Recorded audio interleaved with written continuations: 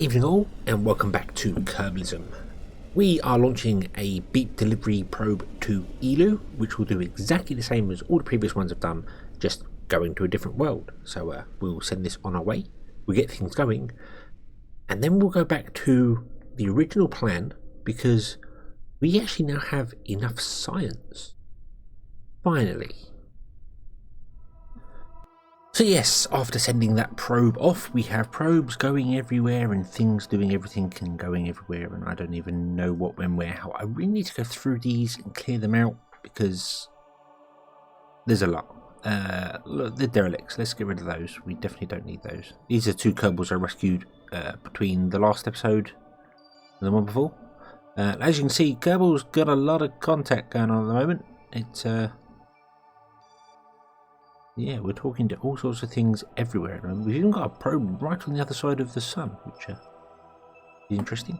Oh, and we've got one out here, the Dres Explorer. That should probably be our next one. Nope, the beep delivery. Oh, so we're going to actually have an encounter with Eve in 24 days, so that'll be interesting. Yeah, we've got everything going on there. I think our Elu probe's 307 days. It's like right out here somewhere. It's got to maneuver, and then it's going to reach it in like 3 years. And I was playing about, because we do get an encounter with Jewel when they come up. Well, it's be out here somewhere. It's an encounter, it goes. But we do get an encounter with Jewel somewhere just after the Elu encounter. And I was wondering whether I could use Jewel to boost my orbit up, and I could either get it to help me a little bit or throw me off into interstellar space and never to be seen again. So that's an option if anything ever goes wrong. But that's not why we're here. We are back here because we have 406 science. Sitting a probe in orbit of Moho and getting it reading data from there, because it's been going around and around for quite a while. Let's have a look, see. That's our Elu one. Where's the Moho probe? Beep delivery Moho. There it is. Yeah, the resource is going to take 18 days because our hard drive is full. And we're trying to transfer everything back. I don't want you to do them. Please transfer back all the other stuff first. And then we'll send that one afterwards. But it's still getting data from there. It's still sending it back. We're still getting lots and lots of points. Well, I say lots of points. It's a fair bit. And I suppose it matters which one we send back. It's going to take way more than 18 days to do the research there, because the resource is there, because we're full. But we have 406 science. We can buy nuclear reactors. Haha. Ba-bomb. So we have a choice. We can either build one on the moon. I'm not going to see a single moon or Mimbus in the sky, am I? No. Well, we can either build one on the moon, which is closer, so it doesn't take as long to get the fuel to and from. Or we could build one on Mimbus, which is much easier. Mimbus's gravity basically means you need pretty much nothing. You can almost get into orbit with a jetpack, Mimbus. So kind of wonder whether that might be an idea or not. The KSP maps have stopped working again. Yeah, I'm not sure exactly how much you need to get to tell me here, shouldn't it? Mimbus 4,300 meters a second to get, yeah, that's not here. So but to get from Mimbus back to Kerbin is very, very little delta V. To get from the moon back to Kerbin is a lot higher, because the moon has a much higher gravity, so you have to break the gravity plus the weight of the fuel you're carrying. The moon is only 2 days away, I think it is, to get back to Kerbin orbit, whereas Mimbus is 9 days away. So Mimbus is probably the better one, and then we'll build a better fuel station up there. So I think let's have a look at something. Let me try and figure out all the ratios that I mentioned in the last episode, or the theory craft episode a couple of months ago, to try and get the the creeping unknown is coming across the lawn. But try and get the right things to build and try and get something that will produce fuel, because we need that, and then we need to launch it and build it and get it all going. So maybe a Mimus base is in our very, very near future. Okay, so always make sure you read the box before you buy something. I was thinking nuclear reactors, yay, unlimited power. No, these are mini reactors. We've got this little thing here. I can't even put on the screen because it won't let me go. Here we go. Tiny reactor. There. And then we've got another one here, which is the one I'm actually using here. This one produces 32 electric charge. This one produces 40. These are reactors for probes or something. They're not designed for what I'm doing here, which is this monstrosity. This is a fuel refinery designed to run at capacity, basically, and it may look a little weird because it kind of is. Each one of these just has water electrolysis on it, and the idea is that you need 6 of these large convertitrons breaking water down into hydrogen and oxygen for one of these little convertitrons to be able to break it down, because this uses almost 500 hydrogen a second, and these produce I've got more regard. Oh dear. Oh yeah, because I was looking at, yeah, these produce 90, so you need 6 of them to get to the 500. I was doing the molten regolith on here, regolith, sorry, because we need carbon dioxide, and that's the only way to get it other than Kerbal's breeding. 0.4 a second, which is way too slow, because this giant tank here at the front is carbon dioxide, and I believe, let me just double check these numbers here. So it's got 200,833 units of carbon dioxide, and this uses 125.650 a second, which is 1,598 seconds worth, which turns out to be 26 minutes. It would drain that whole great big tank there, let me make it black, in under half an hour. And would you believe that one little one here, just this tiny converter on there, will drain that whole tank in 26 minutes. However, these 6 giant convertitrons here will take 9 hours to convert 2,500 water. Granted, they convert it into way more than we can store here, but it takes them 9 hours to empty that little tank, and this little one will empty that giant tank in.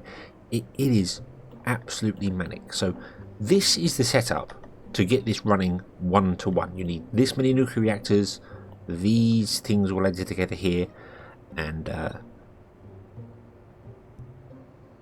yeah, you should be able to run this and fill this tank up. I don't know how long you fill this tank up. I haven't actually tested that. I have tested a few things here. This doesn't require electricity. It uses oxygen and hydrogen to produce oxidizer. It just mixes them together, pretty much even ratios, a little bit more oxygen, but that's fine because this isn't using it here. So yeah, I think it's is it 90.1 these make? Double check. 90.1, yeah, times 6 gives us 540.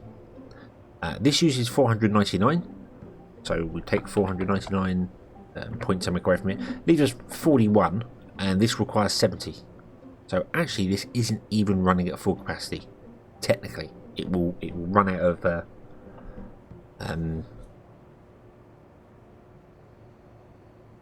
hydrogen. So that is right, because I've left a gap here because I forgot to put one of these little probes on here. Probes? Convertitrons, that one there. That's what I wanted to do. I wanted to grab another convertitron and put him there.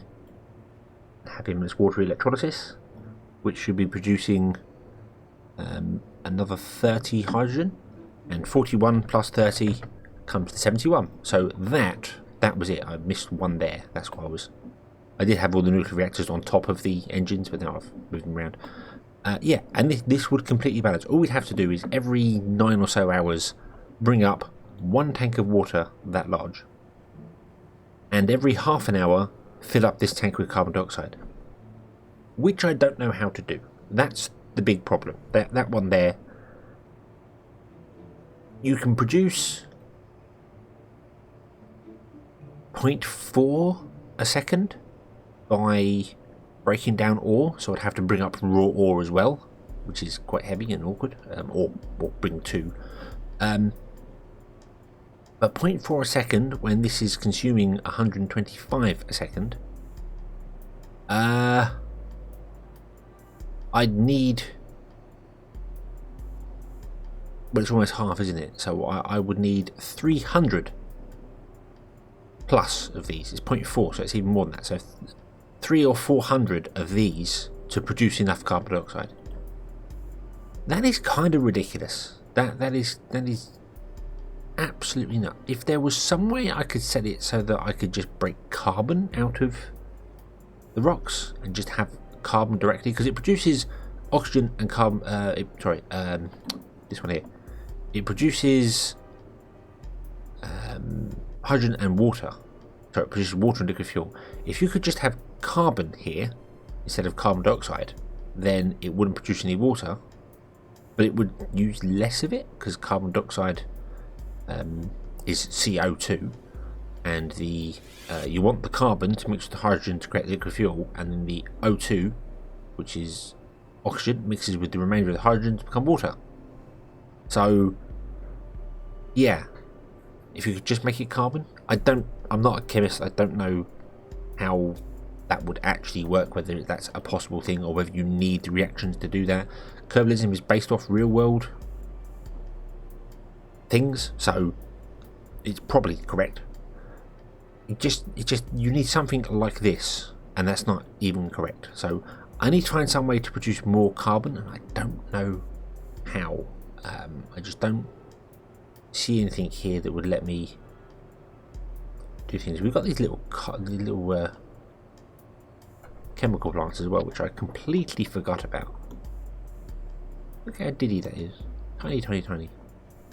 So I could configure this, and I could say, hey, you do the saboteur process, and there we go. That's a bit more realistic. We could have one of those going instead of one of these here, but the problem to that is it's making 0.060 a minute. This is making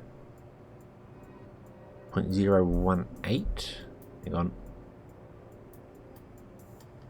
Oh, 0.060 a minute, and this is making 0.018 a second.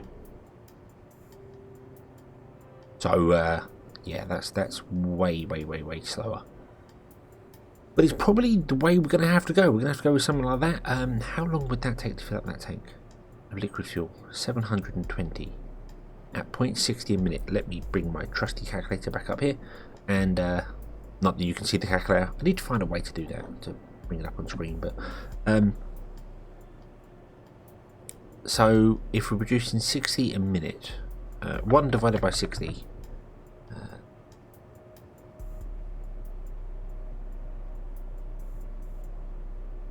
Is what am I doing? Hold on. 1 divided by 0.060 means it will take 16.67 seconds to create. No, 16.67 minutes, because we're doing minutes here, to create 1 unit. So 16.67 minutes divided by 60 is 0.27 a second. Hang on, that's entirely wrong. Why am I converting it down to seconds? I'm not, because that wouldn't be, no, that wouldn't be right.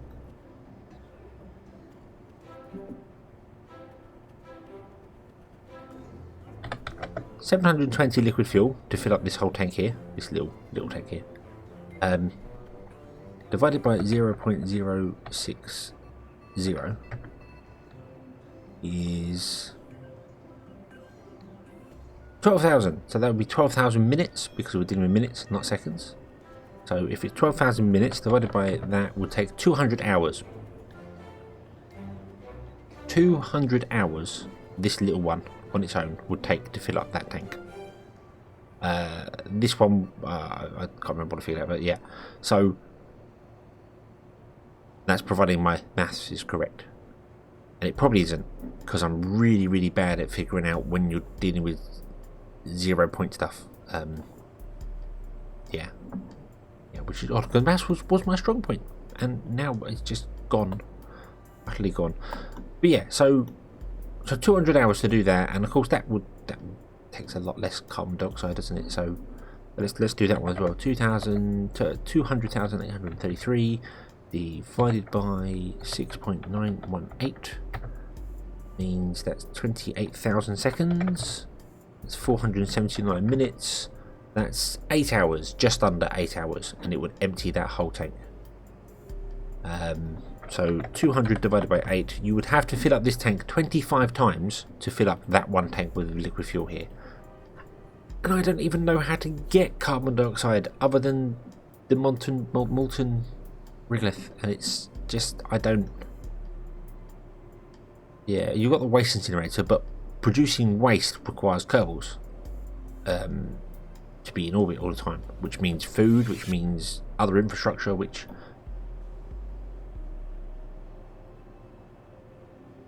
I don't. This is the part of Kerbalism where honestly it takes it away. It takes away the fun of the game, I suppose, and not really, because you know I enjoy trying to figure this all out and get it all going. But it's just like, I'll throw this up in orbit or throw it onto the Mimbus and it's absolutely fine, and then it'll work for half an hour, and then I've got to figure out a way to get carbon dioxide. And if I do the molten regolith, which is running as slowly as it possibly is because it needs so much ore to do things, then it's going to end up taking like a month to fill up this tiny fuel here. And is it worth all the effort to get fuel when you can just launch it from Kerbin and it costs a bit of money? It's one of those things. But I want to do this. There is also nothing stopping me editing the configs. I really, really could edit the configs and try and figure out how to make it run on carbon rather than carbon dioxide. I have built my own profile before. I don't know if I want to do that or not. I haven't really decided. And I don't even know how I'd introduce carbon into the system here. I wonder if Kerbalism already has a definition for carbon. Okay, so Kerbalism uses the community resource pack, which does have carbon in it. Carbon is way more denser than carbon dioxide, so that would work. But in order to change that, I would have to create my own custom profile, because you can't add in processes with module manager patches that I know of. At least you couldn't back when I did it. It was a couple of years ago, so I don't know. Sorry if you don't understand what I'm saying here, but basically, to modify Kerbalism, I would have to create a whole new profile, which for adding one thing is a bit meh. So I looked at how many Kerbals would I need to make this run. 125. I need 100,000 Kerbals in one place, all breathing at the same time, to produce enough carbon dioxide to run this. So I am completely at a loss as to how liquid fuel is made off planet. How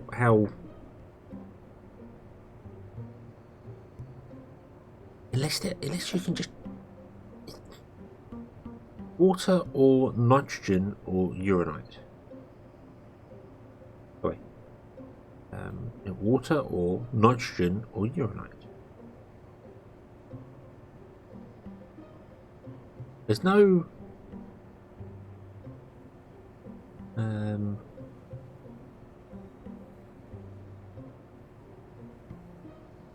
water, nitrogen, or ammonia, only works over an ocean. There's no carbon. There's no way I know of to get, unless I'm missing. If I'm missing something, then I'm sorry. I'm dragging on this. I mean, there's a CO2 filter.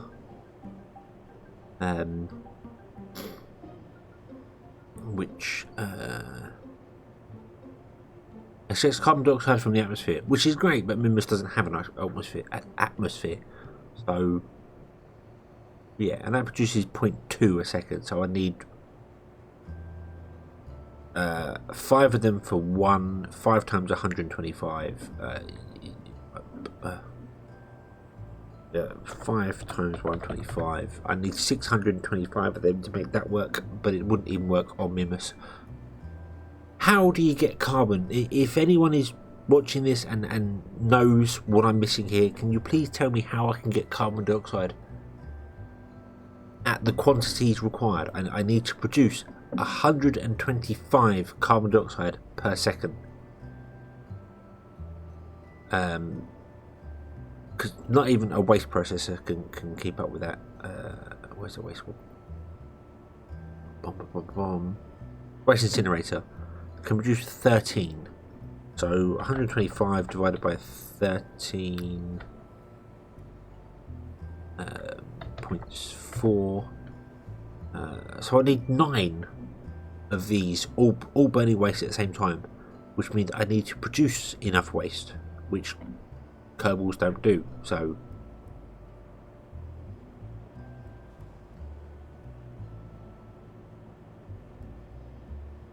yeah, I don't know what's going on here. This is kind of why I've been waiting for Kethane to come along, because Kethane is very much the whole mine the magic Kethane ore. It produces liquid fuel, and it's completely unrealistic, but we're dealing with little green men, so yeah.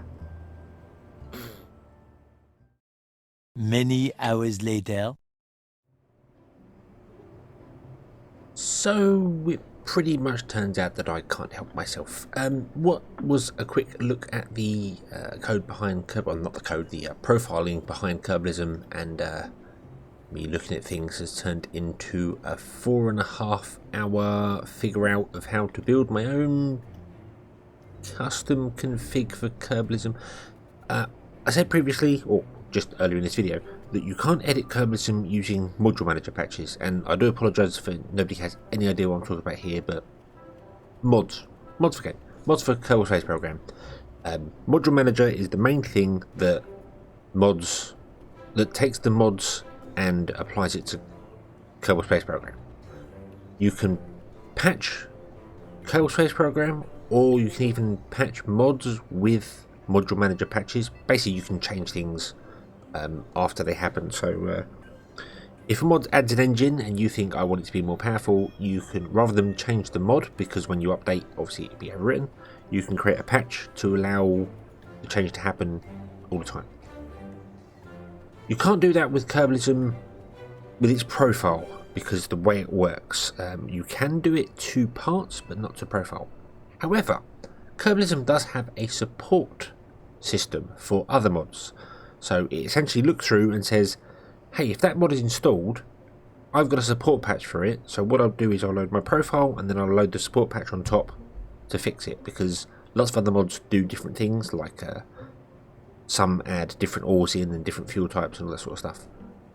And you can create your own custom support patch, in inverted commas, and trick Kerbalism into loading it, even though there's not another mod there, which is what I've done. So let me put down a probe here and I will show you what I've done here. We have now a drill, and the drill can now extract carbon.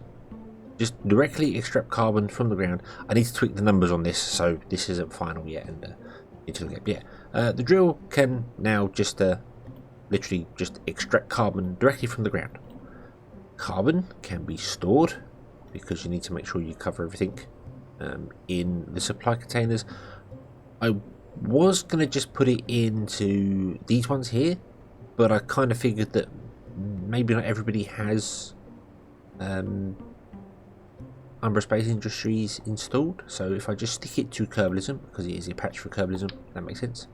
So we get a supply container. Slap that there. Slap that there. Now we can configure this, and we can add carbon. And that took a lot longer to figure out than adding it was easy. Getting it to show the actual green bar, that was not. And that's only because I don't really know what I'm doing.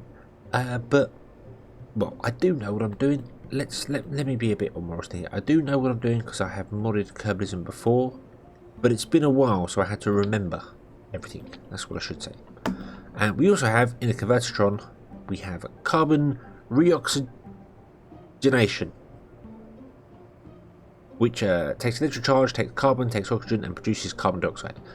Again, the numbers are way above what they should be, so I'm going to tweak that to bring it more in line with some of that. The uranite thing from USI was really helpful. Going through the configs for that was really helpful. If you ever want to try this yourself, you can look into the support patch and see how things are done, or if you'd like me to show you how to do it, I suppose I could make a video on that. I don't know if anyone's seen any of my tutorials for anything before, but I ramble a lot, which you'll know if you watch this.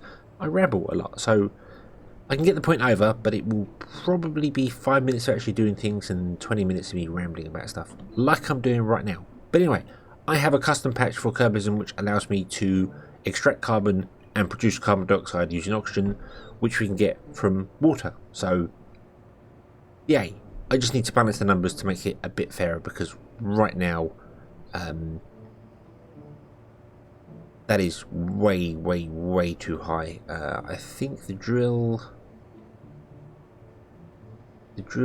extracts one. Oh yes, yeah. The actual drill, the code for the drill is actually the same as ore. I forgot to put an extra number in.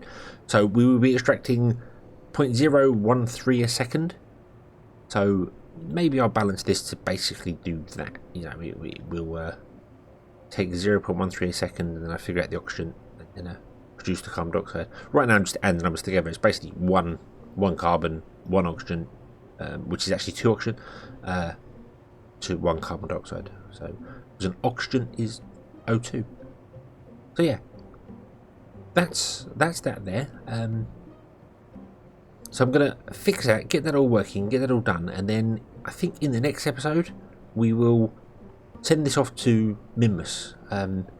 I know it's a bit cheaty to mod the game to how you want to do, but I like Kerbalism real lot. I just don't like its fuel system, and this allows me to use its fuel system and still stick to like a real thing. The only sort of unrealistic thing is we can just literally mine carbon directly off the surface of a planet. But then, yeah, you can mine nitrogen directly out of a planet, which is, don't know.